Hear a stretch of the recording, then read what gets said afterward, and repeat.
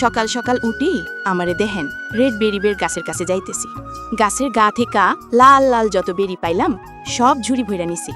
বাড়ি আয়া আগে এক বড় চালনি বার কইরা বেরিগো ঢাইলা দিলাম। পাত্তা টাত্তা হাত দিয়ে আলাদা কইরা ফালাই দিলাম। তারপর বেরিগো ভালা কইরা ধুইয়া নিলাম, ছাকনি দিয়া পানি ঝরায় রাখলাম। এইবার পাথরের জাতা বার কইরা অল্প অল্প কইরা বেরি দিয়া দিয়া পেস্ট বানাইলাম, এক্কেবারে নরম মাখনের মতো। সেই পেস্টের মধ্যে সুজি, আতপ চালার চিনি ঢাইলা ভালা কইরা মন্ড বানাইলাম। তারপর বড় কাঠের হাঁড়িতে ঢাইলা ঢাকনা দিয়া চুলার আগুনে বহাই দিলাম। কিছুক্ষণ পরে ঢাকনা উঠায় দেই। ওই আমার আল্লাহ, সুন্দর ফুইলা সেদ্ধ হইয়া গেছে। তারপর সেই সেদ্ধ মন্ডটা ঢেকিতে দিয়া পাট দিয়া নিলাম। কিছুক্ষণ পরে দেখি মন্ডটা পুলাই মিহি হয়ে গেছে।